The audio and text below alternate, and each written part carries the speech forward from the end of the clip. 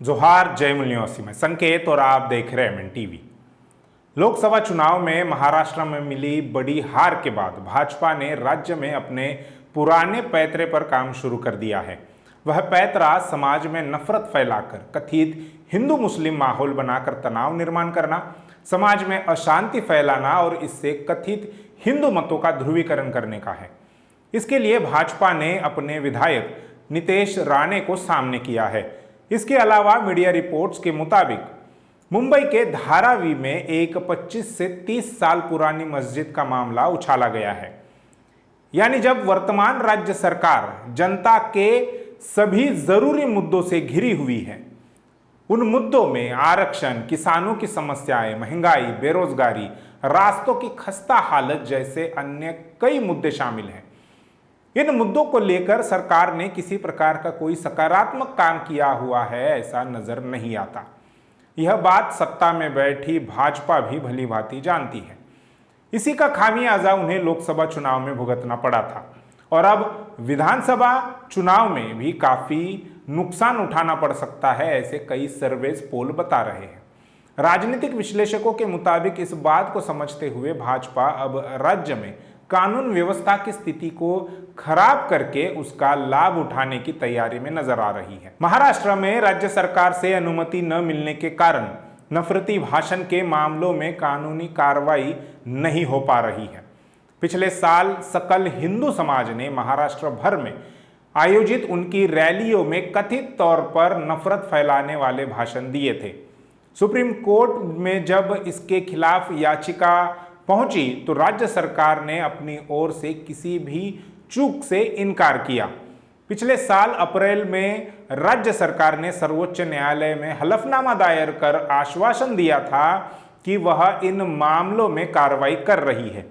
राज्य सरकार ने यह भी कहा था कि डीजीपी ने सभी पुलिस आयुक्तों और पुलिस अधीक्षकों को निर्देश दिया है कि जब भी ऐसा कोई भाषण हो वो सामने आ जाए तो स्वतः उन पर कार्रवाई शुरू करें।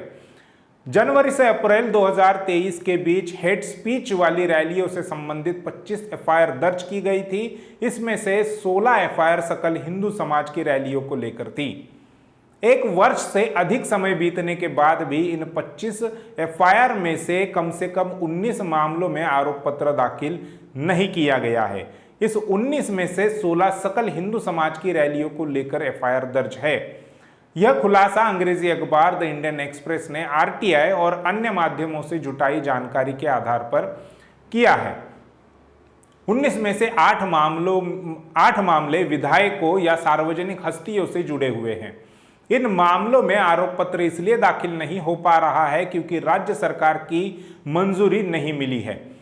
आरोप पत्र के अभाव में अभियुक्त के विरुद्ध कार्रवाई या मुकदमा सहित कानूनी प्रक्रिया रुकी हुई है।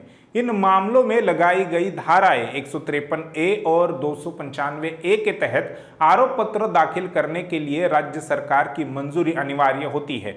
ये धाराएं सांप्रदायिक द्वेष और अपमान से संबंधित है। इंडियन एक्सप्रेस की रिपोर्ट के मुताबिक महाराष्ट्र पुलिस के एक वरिष्ठ अधिकारी ने बताया कि उनके स्तर पर कोई भी मामला लंबित नहीं है और यदि अभियोजन स्वीकृति के लिए प्रस्ताव भेजते समय आवश्यक दस्तावेज संलग्न नहीं किए जाते हैं तो उन्हें संबंधित अधिकारी के समक्ष बाद में प्रस्तुत किया जाता है। अधिकारियों ने इंडियन एक्सप्रेस को बताया है कि 19 मामलों में से 4 एफआईआर अभी भी वरिष्ठ अधिकारियों द्वारा जांच के स्तर पर है। अधिकारी ने बताया कि संवेदनशील मामलों में अभियोजन स्वीकृति की प्रक्रिया में एफआईआर दर्ज होने से 6 से 8 महीने का समय लग सकता है। अधिकारी के अनुसार वरिष्ठ पुलिस अधिकारी इन प्रस्तावों की जांच करते हैं और ये सुनिश्चित करते हैं कि आवश्यक कागजी कार्रवाई पूरी हो चुकी है और एक समिति प्रत्येक शिकायत की जांच करती है। यदि समिति को विश्वास हो जाता है कि अपराध बनता है तो शिकायत को गृह विभाग को मंजूरी के लिए भेज दिया जाता है। सरकार की अंतिम हरी झंडी मिलने के बाद आरोप पत्र दाखिल किया जाता है और मामला सुनवाई के लिए जाता है। वहीं इंडियन एक्सप्रेस को जांच अधिकारियों ने 19 एफआईआर अभियोजन स्वीकृति के लिए भेजे जाने की बात बताई। 2023 में 18 और 2024 में 1। हालांकि आरटीआई से प्राप्त दस्तावेज बताते हैं कि गृह विभाग के पास इनमें से केवल एक सकल हिंदू समाज की रैलियों से संबंधित मंजूरी प्रस्ताव लंबित है। इस संबंध में महाराष्ट्र के उप मुख्यमंत्री देवेंद्र फडणवीस, जो महायुति की सरकार में गृह विभाग भी संभाल रहे हैं, उन्होंने कहा कि हम कानून के अनुसार निर्णय लेंगे।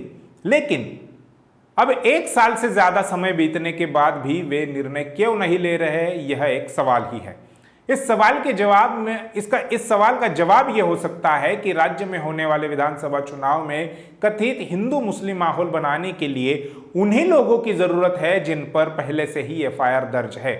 यदि उन पर कार्रवाई की गई तो राज्य में कथित हिंदू मुस्लिम ध्रुवीकरण करेगा कौन? शायद इसीलिए राज्य के गृह मंत्री नफरत फैलाने वालों के खिलाफ कार्रवाई नहीं कर रहे हैं।